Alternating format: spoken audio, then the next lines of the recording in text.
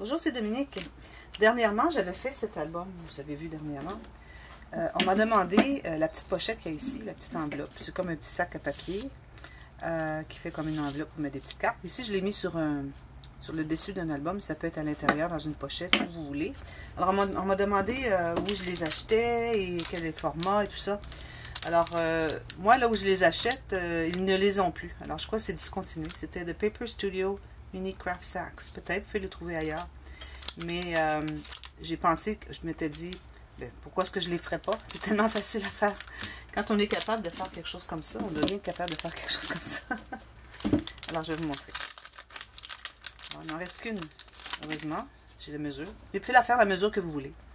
Alors, la façon que ça s'est fait, c'est que c'est un papier qui fait toute la longueur. Il y a deux petits rabats d'un côté. Alors, on les rabat et puis on les colle. Mais avant, on doit couper un petit zigzag si on veut.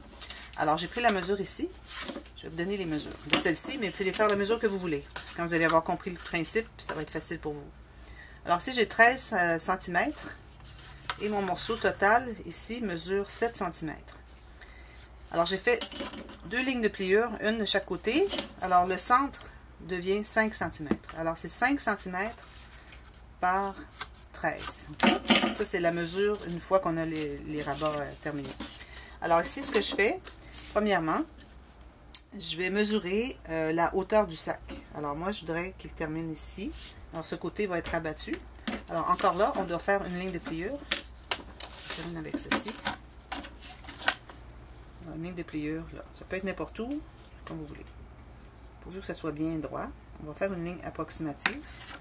Puis, on va la plier. Ça va l'écrocher un peu. C'est juste pour nous donner une idée. Comme ceci. Bien parallèle sur les côtés et je presse. Alors ça ici, les rabats que vous avez sur la partie du haut, du dessus, on les garde. Mais les autres, on les enlève. Alors ce que je fais, c'est que je vais couper le long de ma ligne de pliure, qui se trouve être pour les rabats, sur le grand morceau, jusqu'au pli. Et puis je vais aller en angle pour biseauter. Je fais la même chose avec l'autre petite pointe, je la biseaute.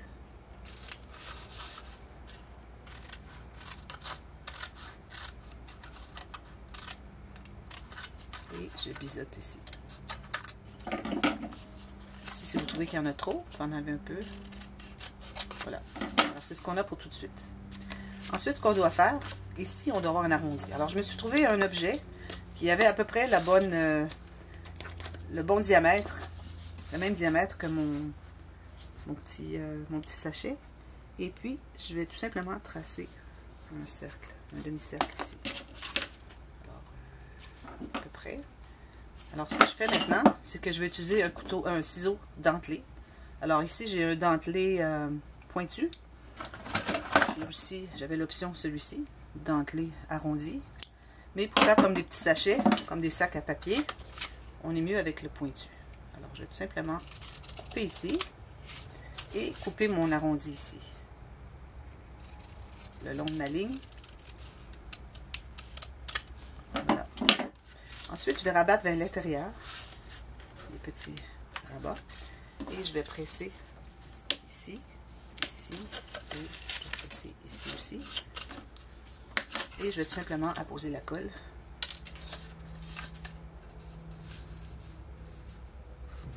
Comme ceci. Et je vais le coller. On s'assure que ce soit bien égal de côté. Et voilà, on a le petit sachet. Et si jamais vous voyez que ça dépasse un petit peu, faites toujours aller un petit peu croche. En tout cas, ça vous donne l'idée. C'est assez semblable, n'est-ce pas? C'est la même chose. Vous voyez, ça prend même pas une minute à faire. Alors, je vais en faire tout plein. Et je vais les utiliser partout dans mes interactions. Voilà. C'était le petit tuto express du mini sachet en papier cartonné. Ici, j'ai utilisé le craft. Vous pouvez utiliser la couleur que vous voulez. Voilà. Merci d'avoir regardé. Bye bye.